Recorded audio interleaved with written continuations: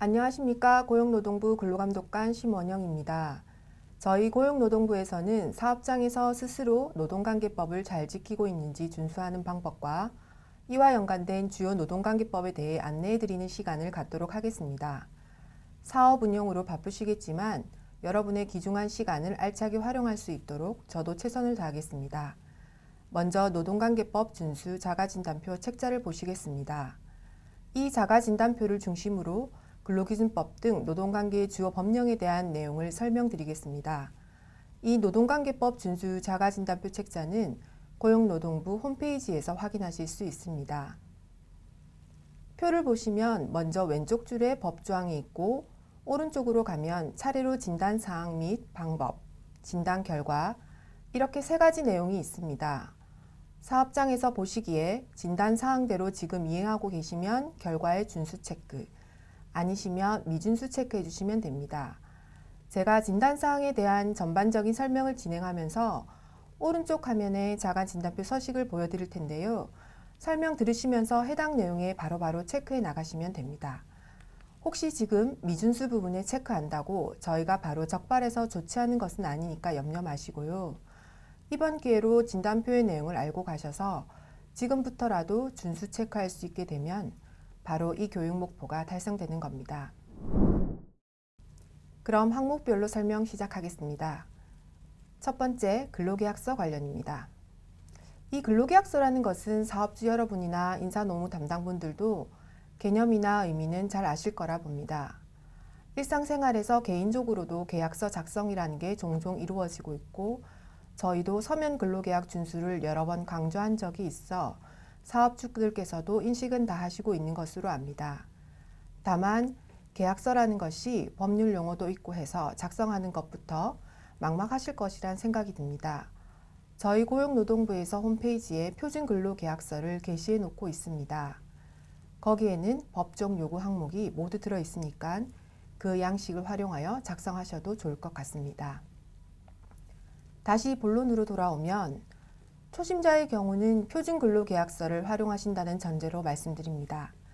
근로계약서는 근로자를 채용하고 급여나 근무 조건이 정해지면 바로 서류로 작성해서 서명하고 서로 나눠 갖는 것입니다.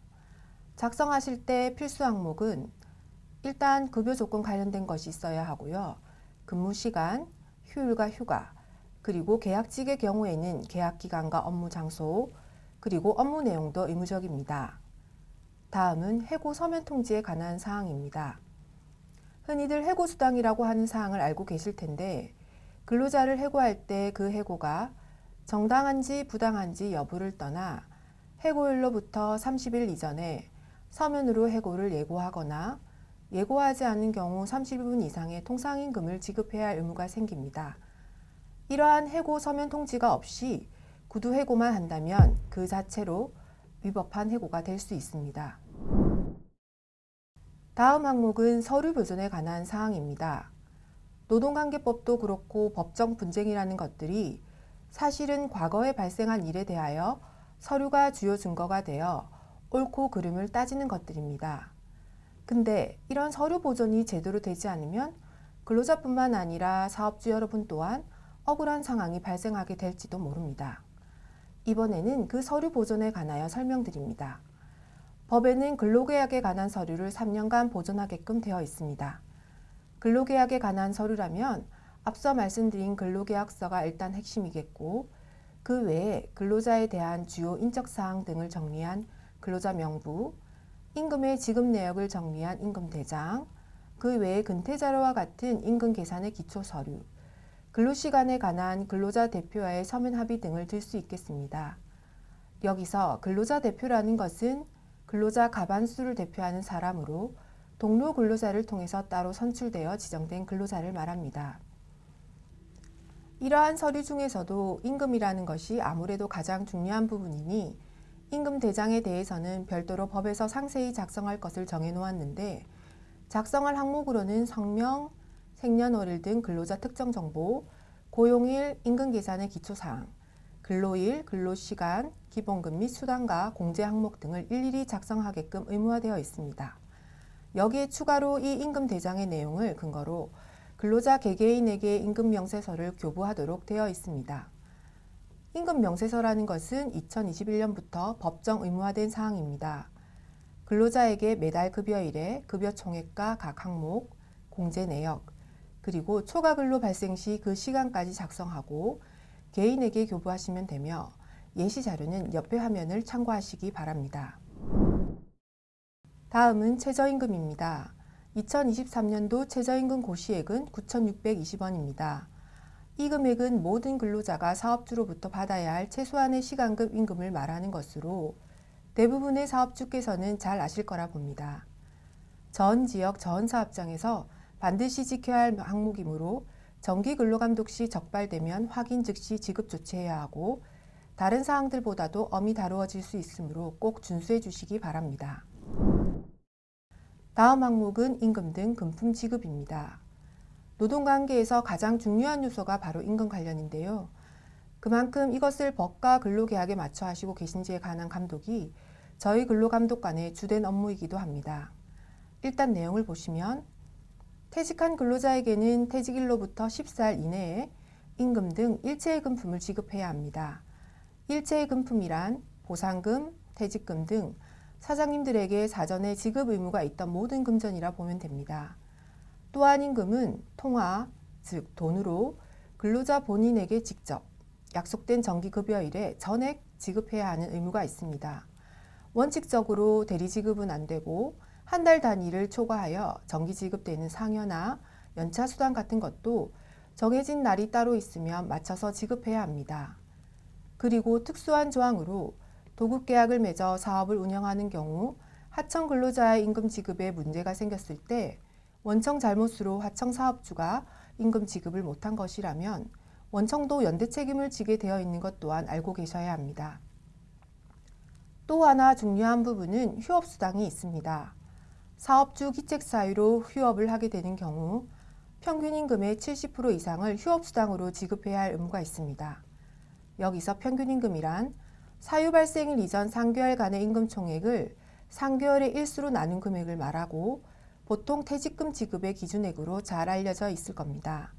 아무튼 이 평균 임금의 70% 이상을 사업주는 휴업 시에 지급해야 합니다. 마지막으로 가산수당을 설명드리겠습니다. 소위 잔업이라 하는 정해진 정규 근로시간을 초과하여 연장 근로 또는 휴일 근로를 하는 경우 통상임금의 1.5배의 임금을 지급해야 합니다. 덧붙여서 심야 시간대인 밤 10시부터 다음날 아침 6시 사이의 근로는 야간 근로로 연장이나 휴일이 아니더라도 기본으로 통상임금의 1.5배 임금을 지급해야 합니다. 여기서 통상임금이란 정기적이고 일률적으로 정해진 근로에 대해서 지급하기로 정한 시급이나 1급, 월급을 말하는 것입니다. 가산수당을 산정할 때 또 하나 예시로 휴일 근로를 하다가 연장 근로가 겹치는 경우는 1.5배에 0.5배를 더하여 2배를 지급해야 됨을 추가로 알려드립니다. 다음은 근로시간 관련입니다. 일단 법정 근로시간이라고 하면 최대치를 기준으로 1일 8시간, 일주 40시간입니다. 18세 미만의 경우는 1일 7시간, 일주 35시간이고요. 그 이상의 근로를 많이들 하시는 경우가 있을 텐데 그것은 연장 근로라고 하여 근로자와의 합의가 있어야 가능한 시간입니다. 연장 근로에는 한도가 있습니다. 성인의 경우는 일주 12시간이 한도입니다. 40시간에 12시간을 더하면 52시간이므로 우리가 흔히 말하는 주 52시간 제도는 여기서 유래한 용어입니다. 단 30인 미만 사업장은 올해 말까지는 주 52시간 제도에 대해서 계도기간을 부여하니 자율 시정할 수 있도록 해주시기 바랍니다. 근로자는 4시간 근로 시 30분, 8시간 근로 시 1시간 이상을 휴게해야 합니다. 보통 전일제 8시간 근로자인 경우 1시간의 식사시간 부여 방식으로 주시게 되는데 분할해서 부여해도 되고 요식업과 같은 경우는 별도의 브레이크 타임을 마련해도 되지만 어쨌든 8시간 기준 합산 휴게시간 1시간 이상은 꼭 근로시간 도중에 부여하여야 합니다. 주휴일이라는 개념도 있습니다.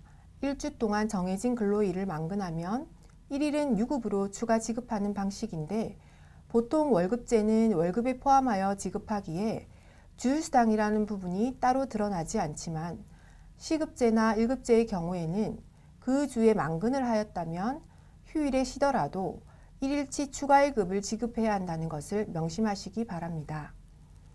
참고로 휴일의 개념은 꼭 토요일이나 일요일일 필요는 없으며 업종 특성상 다른 날로 정하고 서면 계약한 후 주 1회 유급휴일을 부여해도 문제는 없습니다.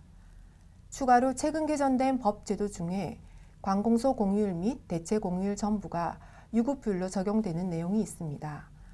이런 날 근로하는 경우는 그 근로자에게 앞선 금품 지급 항목에서 설명드렸던 휴일 근로 가산수당 1.5배가 지급돼야 합니다. 법에서 정한 휴가제도는 연차 유급 휴가가 있습니다. 입사일로부터 만 1년이 되기 전까지는 그 1개월 개근 시 1일씩 휴가를 받게 되고 만 1년이 되었을 때 그 첫 1년간 80% 이상 출근한 근로자는 15일의 휴가를 받아 횟수로 2년차에 사용할 수 있게 됩니다. 이렇게 휴가를 받고도 1년간 미처 사용하지 않았다면 일반적으로 사용기간 1년이 지난 다음 달에 미사용 수당으로 보상해야 하고 미사용 1일당 1일치의 통상임금 이상으로 지급해야 합니다. 여성과 연소자의 경우 노동관계법에서는 특별한 보호를 받고 있습니다. 먼저 성인 여성은 밤 10시 이후 야간 근로나 휴일 근로 시 근로자의 동의를 받아야 합니다. 특히 임산부와 18세 미만 연소자의 경우 밤 10시 이후 야간 근로나 휴일 근로 시 노동청의 사전 인가를 받아야 하고 산후 1년 이내 여성의 경우 연장 근로가 1일 2시간, 일주 6시간 이내여야 합니다. 출산, 육아 관련하여 조금 더 살펴보면 출산 휴가는 90일 이상 부여하고 그중 최초 60일은 유급이어야 합니다. 이는 중소기업의 경우 고용보험으로 도움받으실 수 있습니다. 임산부는 연장 근로를 금지하고 배우자 출산 휴가의 경우도 최대 10일의 유급 휴가를 부여해야 하며 임신 중 여성 근로자나 8세 이하 또는 초등학교 2학년 이하의 자녀의 양육을 위하여 육아휴직 신청 시 허용해야 합니다. 육아휴직 대신 근로시간 단축 신청을 허용할 수도 있습니다. 근로자 수가 10인 이상인 경우 취업규칙을 작성하셔야 합니다. 취업규칙이라는 것은 사업장 내 일종의 인사노무관련법과 같은 것이고 흔히들 사규라고 하는 것 중 노동관계에 관한 내용을 담은 것입니다. 취업규칙에는 기본적으로 근무시간, 휴게, 휴일, 휴가에 관한 사항, 임금 계산 방식, 지급 시기, 퇴직급여, 모성보호, 안전보건, 직장 내 괴롭힘에 관한 사항 등이 의무적으로 포함되어야 하고 그 외 포상이나 복지 등 사업주 임의적으로 인사 노무제도에 관한 사항도 포함할 수 있습니다. 취업규칙을 작성하거나 변경하려면 과반수 노동조합 또는 근로자의 과반수 의견을 청취해야 하고 특히 불리한 변경은 과반수 노조 또는 근로자의 동의를 받아야 합니다. 취업규칙은 당연히 법령을 어긴 내용이 있어서는 안 되며 노동조합이 있는 사업장의 경우 단체협약 위반도 허용되지 않습니다. 참고로 저희 고용노동부 홈페이지에 표준 취업규칙의 형태로 자료를 게시해 드렸습니다. 이것을 뼈대로 활용하여 사업장 상황에 맞춰 작성하시고 근로자 동의를 얻어 관할 노동청에 신고하시면 법적 의무를 마치시게 되는 것입니다. 퇴직금 지급으로 넘어오겠습니다. 기본 구조는 좀 전 설명드렸던 임금 지급 의무와 같습니다. 퇴직 후 14일 이내에 해당 퇴직금 전액을 지급해야 합니다. 퇴직연금의 경우 확정급여형이면 금융기관 같은 연금 사업자에게 지급하도록 조치해야 합니다. 여기서 지급액이 법정 퇴직금에 미달할 경우 차액을 별도 지급해야 합니다. 확정기여형이면 근로자 계정에 매년 임금 총액의 12분의 1 이상의 부담금을 납입해야 하고 이를 납입하지 않게 되면 기간에 따라 지연이자까지 납입하게 됩니다. 다음입니다. 요즘 가장 많이 언급되는 노동관계법 분야인 직장 내 괴롭힘 관련 사항입니다. 여러 가지 당부드릴 사항이 많지만 이번 시간에는 취지상 사업주의 법적 의무사항 위주로 간략히 설명드리겠습니다. 일단 방금 말씀드렸던 취업규칙의 직장 내 괴롭힘에 대한 내용을 기재해야 합니다. 그리고 그에 따라 관련 사실 발생 시 이행해야 하는데요.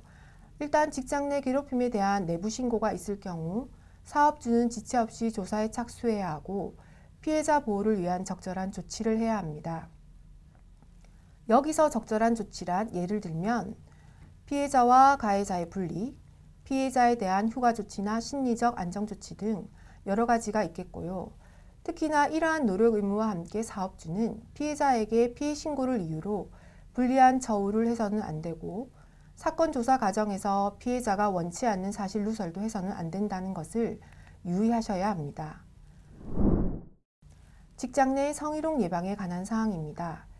사업주는 당연하겠지만 직장 내 성희롱 행위를 직접 해서는 안 되며 그 외에도 근로자에 대한 성희롱 예방 교육 실시 의무, 근로자 사이에 성희롱 행위가 생겼을 때 조사 및 후속 조치에 대한 의무도 있습니다.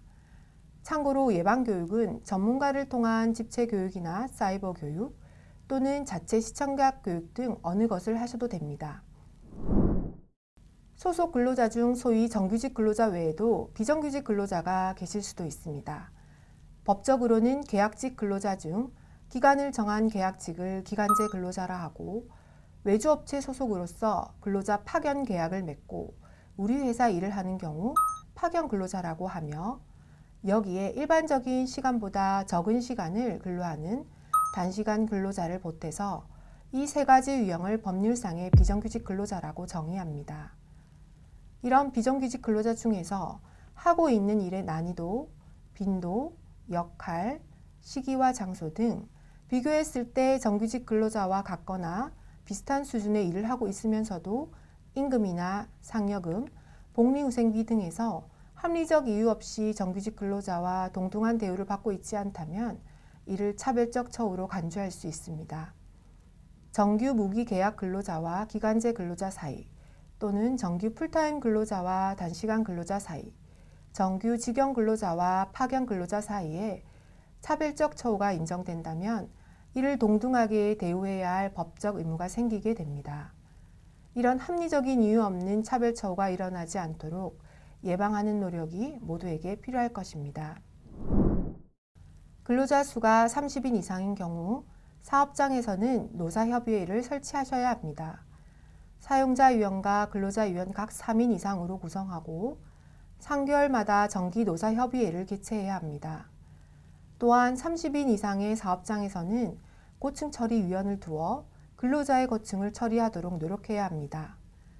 노사협의회에서 협의해야 할 사항은 사업장 내 인사, 경영상 폭넓은 분야에 대해서 협의가 가능한 것으로 법에 나타나 있습니다. 이상으로 노동관계법 준수 자가진단표를 활용한 자가진단 방법과 이와 관련된 노동법 주요 내용에 대해 알아보았습니다. 자가진단을 하신 결과 미비한 부분에 대해서는 자율적으로 개선할 수 있도록 노력하여 주시기 바랍니다. 더욱 자세한 내용은 고용노동부 홈페이지에 등재되어 있는 노무관리 가이드북을 통해 확인하실 수 있습니다. 바쁘신 와중에도 노동법 준수를 위해 관심을 가져주신 점에 감사드립니다.